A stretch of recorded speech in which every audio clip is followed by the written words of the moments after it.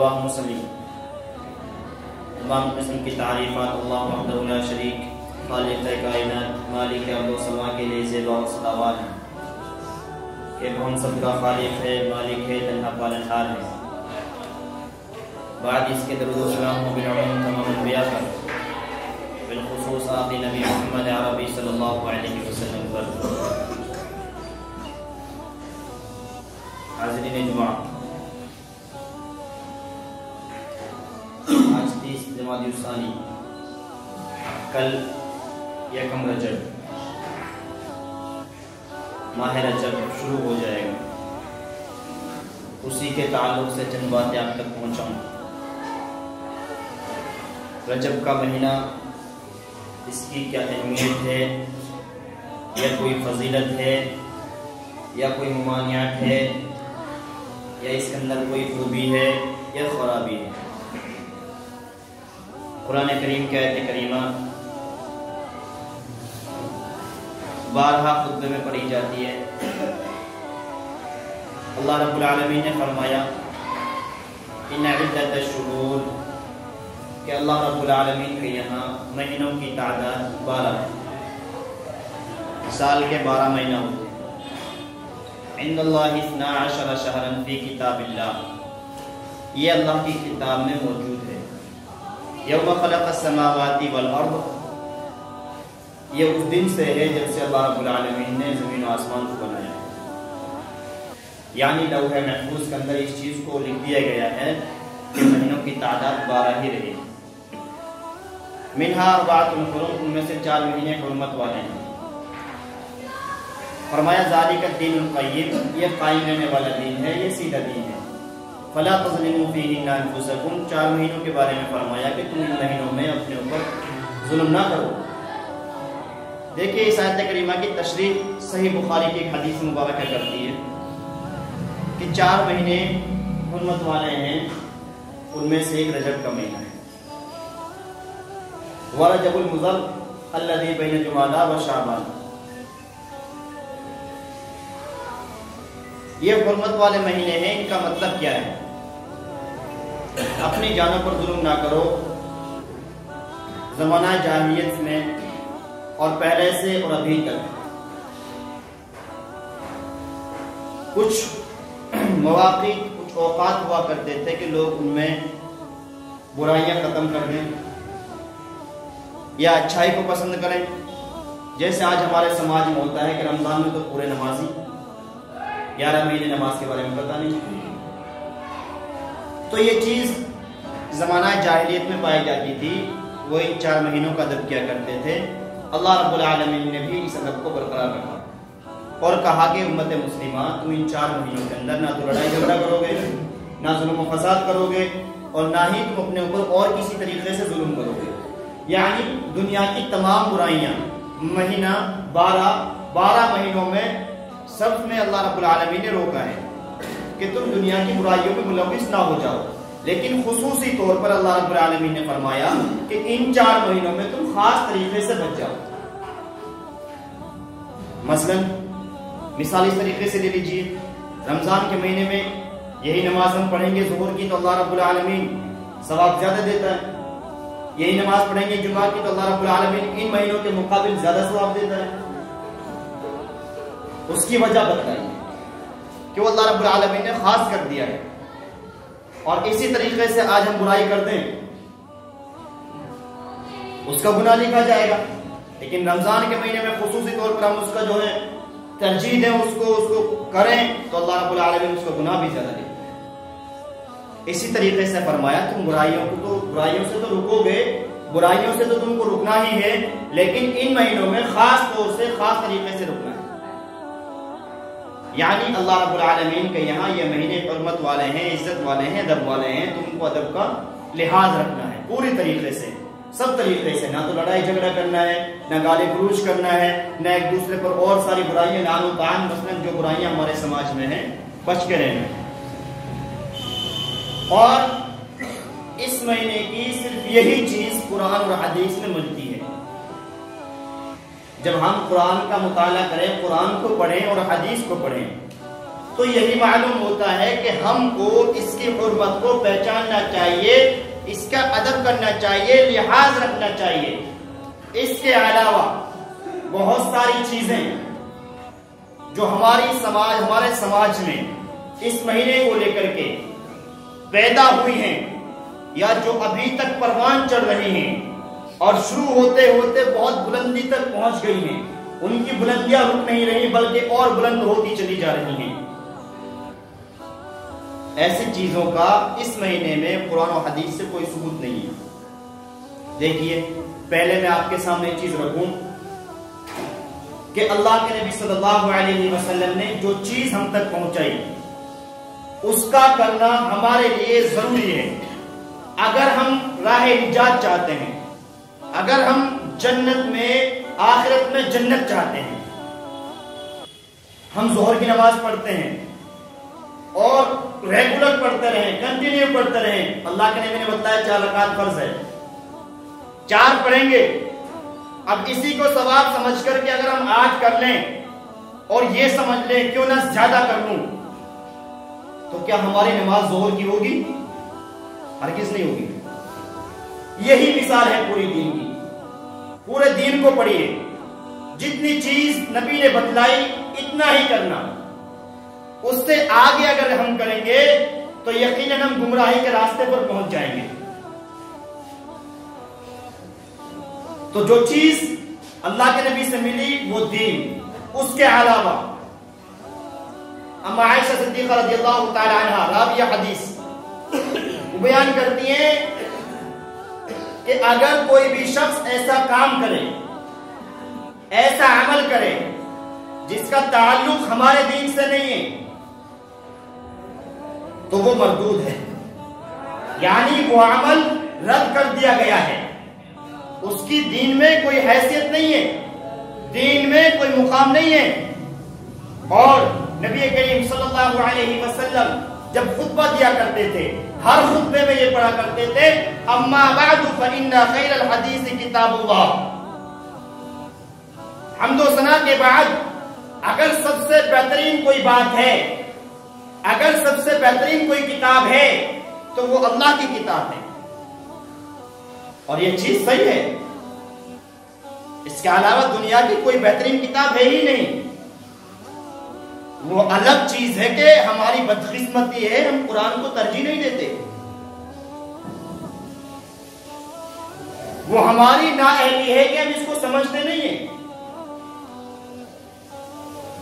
وہ الگ مسئلہ ہے کہ ہمارے یہاں قرآن صرف الماریوں میں سجنے کے لیے باقی رہ گیا ہے، لیکن جو سچ ہے وہ سچ یہ ہے کہ سب سے بہترین کتاب اگر کوئی ہے تو وہ قرآن مجید ہے۔ اس کے بعد فرماتے وَخَيْرَ الْهَدِيِ هَدْيُ مُحَمَّدٍ صلی اللہ علیہ وسلم، اور اگر کوئی سب سے بہترین راستہ ہے، اگر سب سے بہترین کوئی طریقہ ہے تو وہ نبی کریم صلی اللہ علیہ وسلم کا طریقہ ہے۔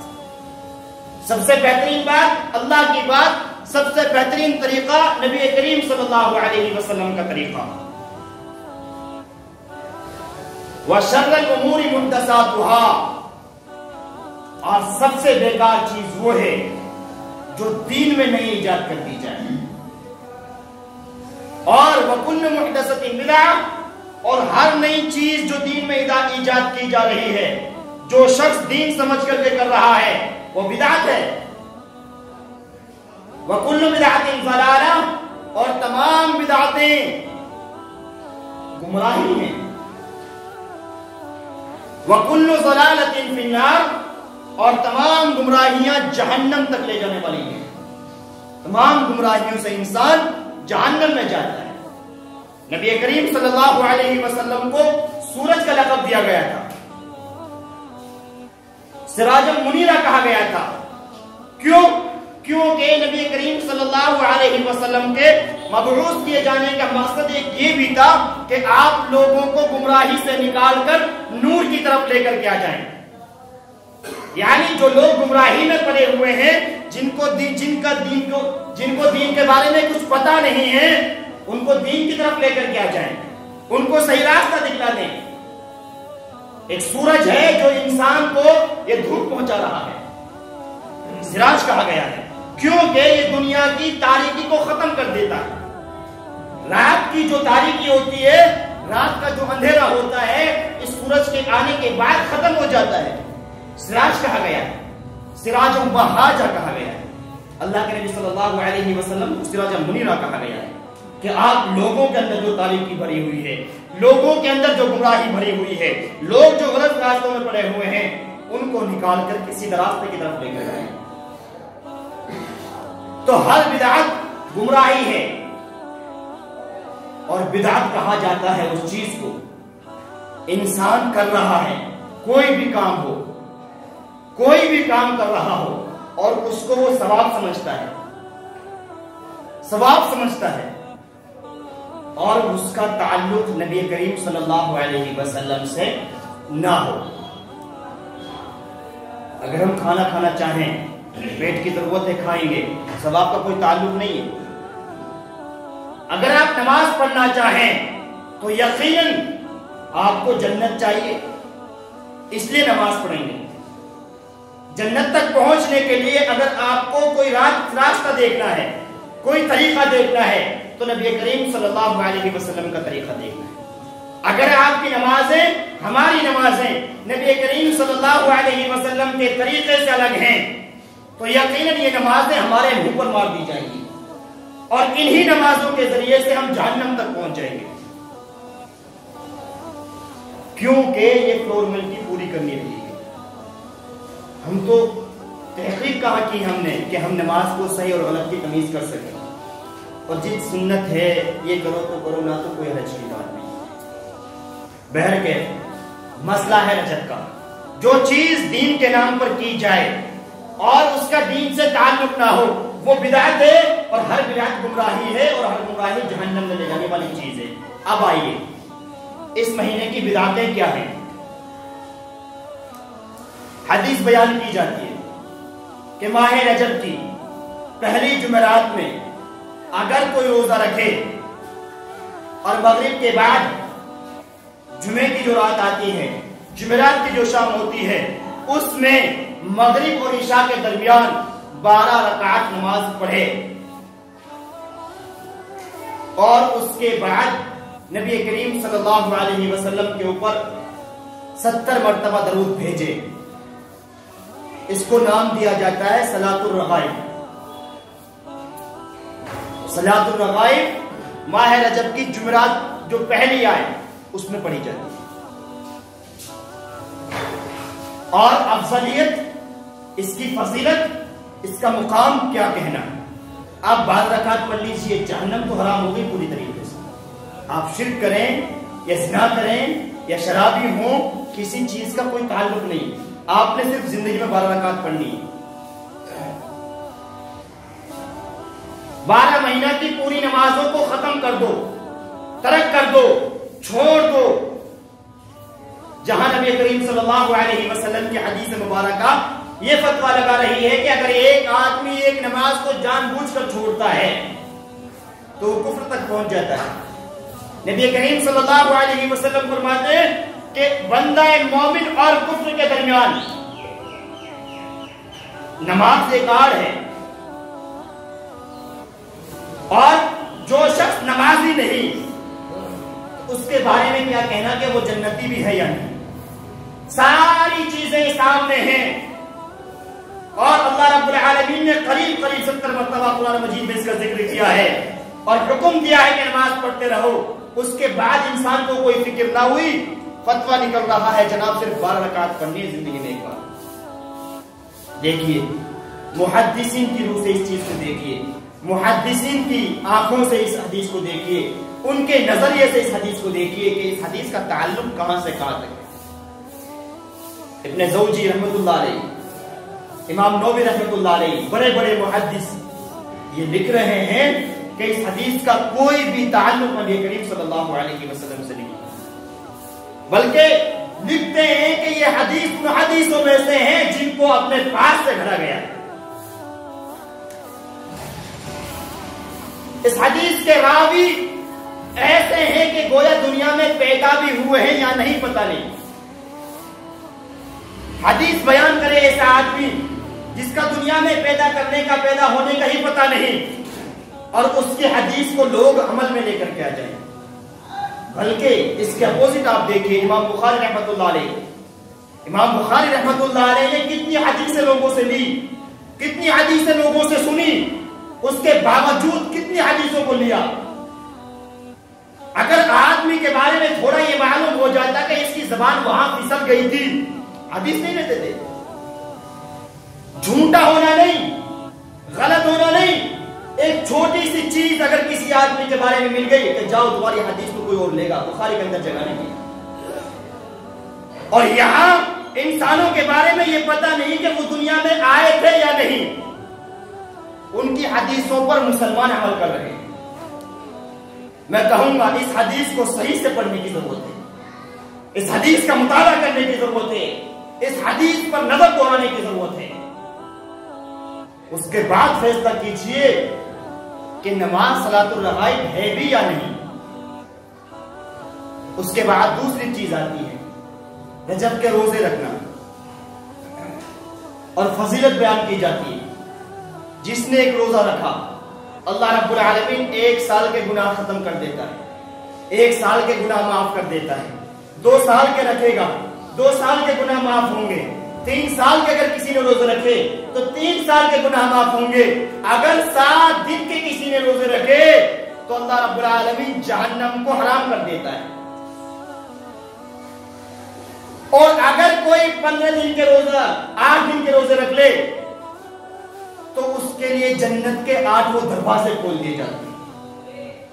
اور اسی کے ساتھ ساتھ اگر کوئی 15 دن پورا کر لے تو اللہ رب العالمین اس کے گناہوں کو بھی ثواب میں بدل دیتا ہے۔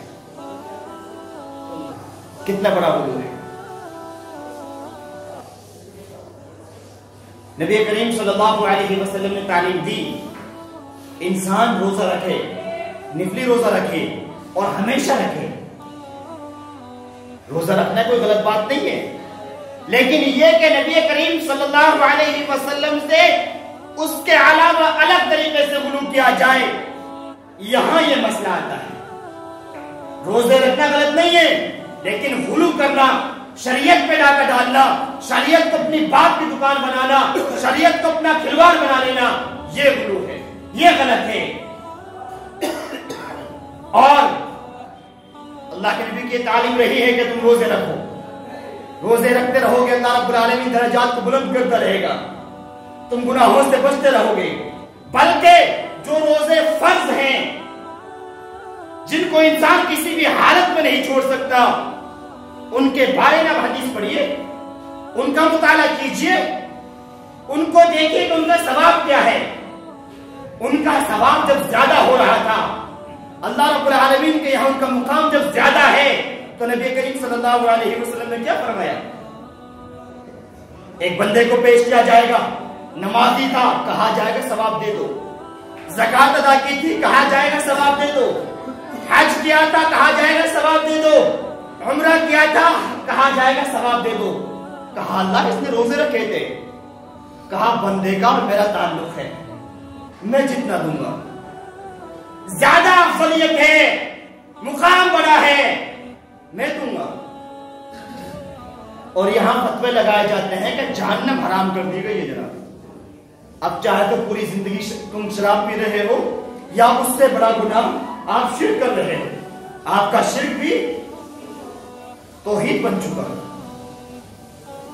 ماشاءاللہ، ایسا شرک جس کے بارے میں اللہ رب العالمین نے فرما دیا کبھی جہنم سے آزادی نہیں ہے، پوری طریقے سے ٹھکانہ جہنم ہے، اور اس کو اپوزٹ کر دیا گیا ہے کہ پوری طریقے سے جنت میں جاؤ۔ ایک چیز میں آپ کے سامنے رکھوں، حدیث کبھی بھی سنیں، کوئی بھی بیان کرے، کہیں سے بھی حدیث کو سنا جائے، اس حدیث کے ضعیف اور خبی ہونے کی ایک پہچان سمجھ لیجئے گا۔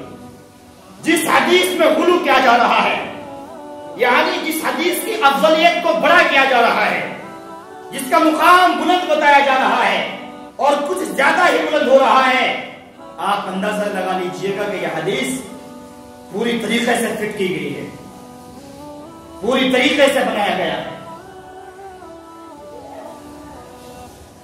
ایک انسان روزے رکھے غلط نہیں ہے، رکھنے چاہیے، لیکن نہیں جناب آج جمعہ ہے آج ہی رکھوں گا، افضلیت ہے۔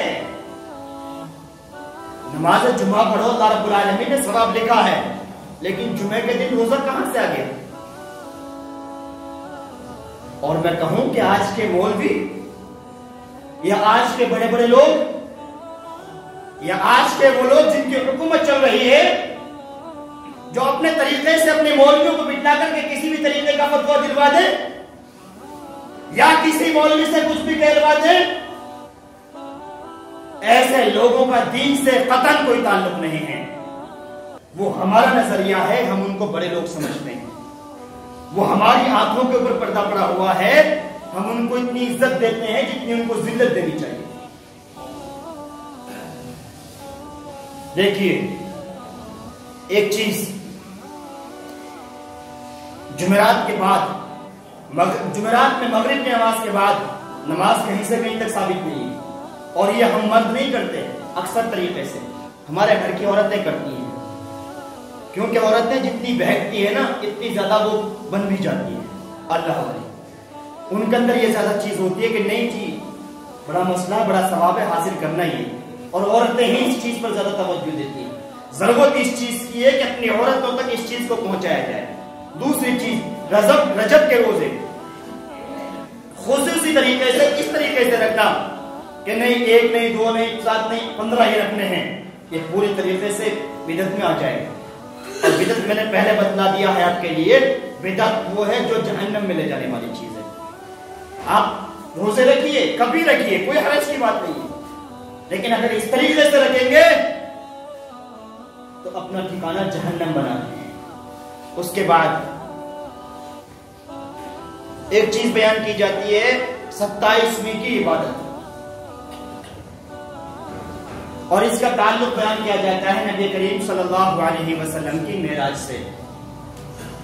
معراج کے بارے میں انشاءاللہ آئندہ خطبہ ہوگا، اور 27ویں کے بھی بہت لمبا ٹائم باقی ہے۔ اور ایک چوتھی چیز، رجب کے کنڈے مشہور ہے، 22 تاریخ کو امام جعفر صادق کے نام سے کیے جاتے ہیں۔ بیان کیا جاتا ہے کہ امام جعفر صادق رحمت اللہ علیہ انہوں نے یہ وصیت کی تھی کہ جو شخص 22 رجب کو میرے اوپر نظر مان کر کے کنڈے بنائے اور وہ اپنی کوئی بھی مراد اللہ رب العالمین کے سامنے رکھے تو اس کی مراد رد نہیں کی جائے گی۔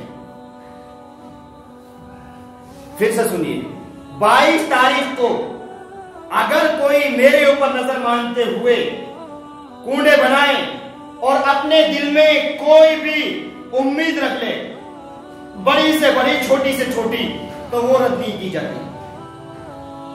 یہ الزام امام جعفر صادق کی طرف کیا جاتا ہے۔ میں کہوں گا ان لوگوں سے جو اس چیز کا فتویٰ دیتے ہیں، کوئی بھی ایک چیز امام جعفر کے نام پہ ان کے طریقے سے ثابت کر کے دکھائے، ان کا وہ قول ثابت کر کے دکھائے جہاں انہوں نے کہا ہے۔